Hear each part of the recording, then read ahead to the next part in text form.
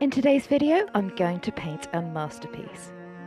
Unfortunately, nothing of my own creation, but a painting from one of my favourite artists of all time, the beautiful genius, Vincent Van Gogh.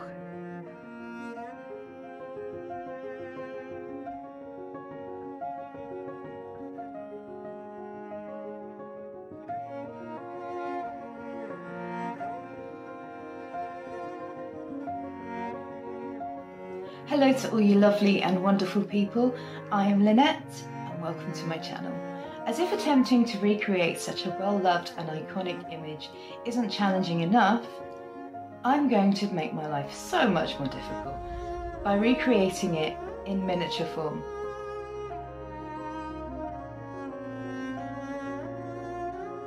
Over a year ago for my birthday last year, Seb, my husband, bought me a Funko Pop figure of Vincent.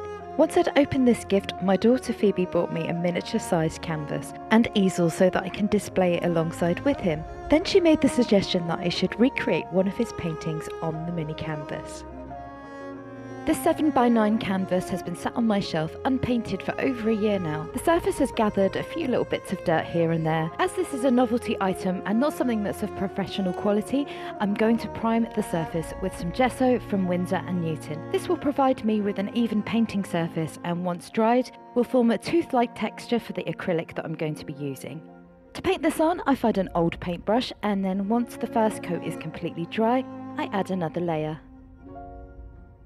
This particular gesso that I'm using dries super quick, so there's not much waiting time in between the coats. Once the two coats of gesso are dry, the surface feels a lot more stable and nicer to work with, bearing in mind that this was a canvas from a pound shop. I'm glad I took the time to take this step because it certainly doesn't feel like it now. Then for my final bit of preparation, to set the tone for the whole image, I'm going to do an underpainting of light grey. I'm using Crafters acrylic, nothing fancy and pretty inexpensive. From what I remember when I purchased these, they were about £1 a bottle and they do last for ages and I've had these for a long time now. With my little mini canvas now prepped and ready to go, just with a standard pencil that I do recommend sharpening, which is something I forgot to do, I sketched out the basic shapes of the painting. With it being such a small surface, I wanted to make sure that I did get everything kind of roughly in the right place and that I could fit it all onto such a small area. I'm glad that I took this step because the cypress at the forefront of the image started to get a little bit too big and taking up most of the canvas, but that's okay, I could just rub it out and start again. I was finding it tricky to work with such a small area and fit everything from the original painting onto this teeny canvas. But I just kept reassuring myself that as long as I had the main elements of the painting down and had to miss a few of the little less significant buildings out, then all wouldn't be lost. I haven't worked with acrylics for a long time, but I looked through my stash of paints and tried to pick out any colours that hopefully are a close enough match to the original. All the tubes are from De La Rowney, as are all these incredibly old paintbrushes. I haven't replenished any of my acrylic brushes in a long time, as I just haven't been using them. So adding to the challenge, I'm going to have to work with what I have. Adding all the tiny details is going to be so fun. I also picked out a selection of Crafters acrylic that I thought might come in handy. I started laying down the groundwork for the sky. Firstly using some Bahama blue and then some cobalt blue. At this stage I'm just attempting to paint all the basic colours roughly where I think they're needed. Almost like sketching out the basic idea first, but with using paint.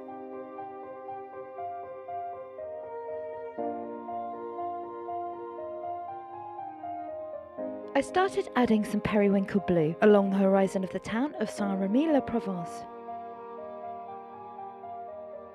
To try and recreate any of Vincent's work, it does feel wrong using acrylics.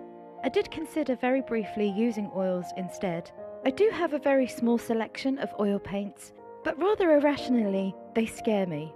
I love to watch other artists paint with them, and usually I'm in awe, but I've always stayed away from giving them a go, which is a bit silly really.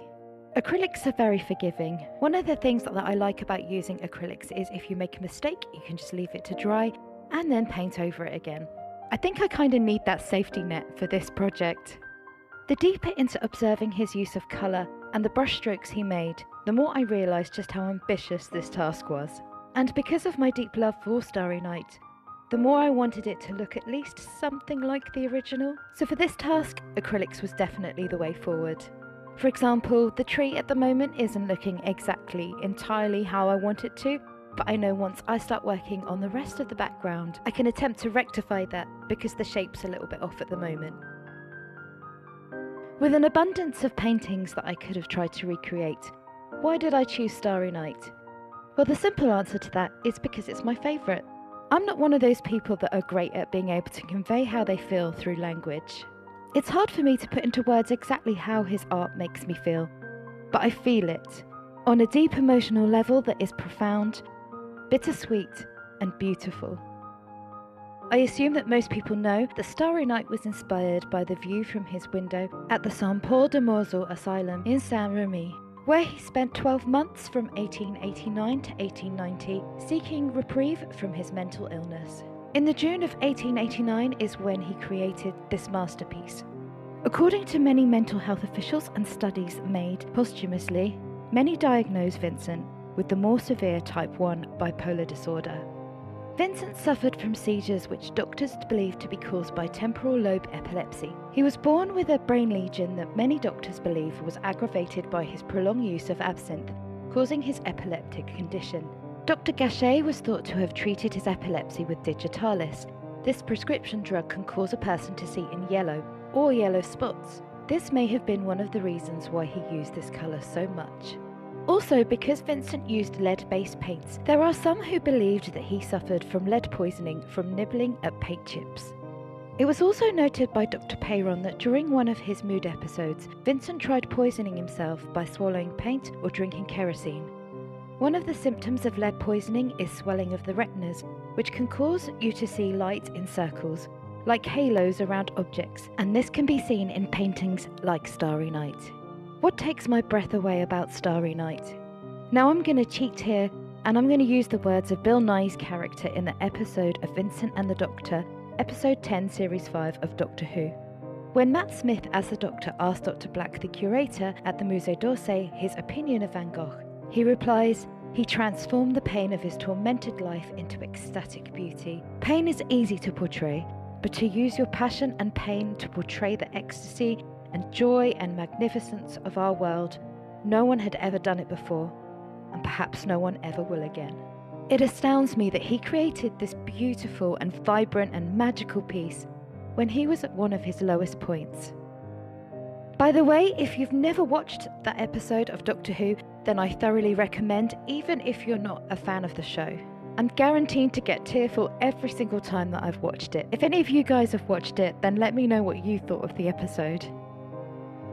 Also, on a similar topic, one of my many favourite films, Loving Vincent. If you've seen this film, then you'll know exactly what I mean.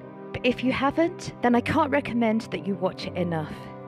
It's an animated biographical drama film about the life of the painter and was the first fully painted animated feature film by a team of 125 artists from all over the globe, all of which set the scene in his distinctive style.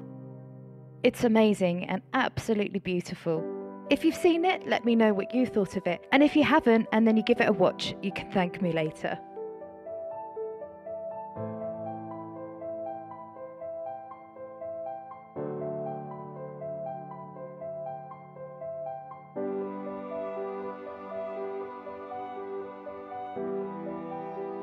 Now I'm at the point of the painting where it's getting really difficult not having a very small brush to paint all the detail with. Earlier on in the video, whilst I was waffling on, I added some dots for the stars using a Posca paint pen, just to kind of work out roughly where they should be. Now, my placement is a little bit off, but I wanted to make sure that there were 11 stars on the painting. If I had painted the yellow of the stars straight on top of the blue background, the yellow wouldn't have been vibrant enough, not with the paint that I'm using anyway. So with the white background, it really allowed the yellow to pop. Getting too frustrated and impatient with my clunky paintbrush, I started to use a white gel pen to add some highlights and smaller detailed lines, and I think it worked pretty well. Trying to capture the moment and position of these swirls that are so prominent and such a recognisable feature in the sky was so difficult. Once the painting was complete, I added some paint splatters to his easel, which was also my daughter Phoebe's suggestion. And now I can't wait to put the two of them together. I have to say I'm pretty chuffed with the result and quite proud of what I've achieved. However, it doesn't stand out enough for me against my blue Welsh dresser. Seb has suggested that I create a book nook of his bedroom so I can display him in. If any of you lovely lot would be interested in watching a video of me doing that, then let me know in the comments. I hope you enjoyed this video. If you did, then can you do me a favour and give it a thumbs up and leave me a comment, because it really does help out my channel. If you haven't already subscribed and you'd like to support my art and this channel, then please hit that subscribe button. Thank you so much for watching. Until next time, take care. So the other day,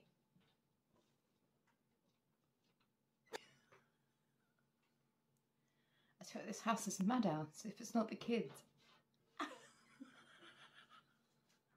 If you don't know anything about the film, oh God's sake, oh that's chicken now.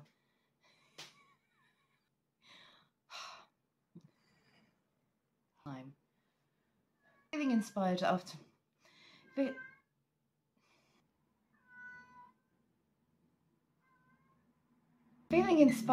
watching.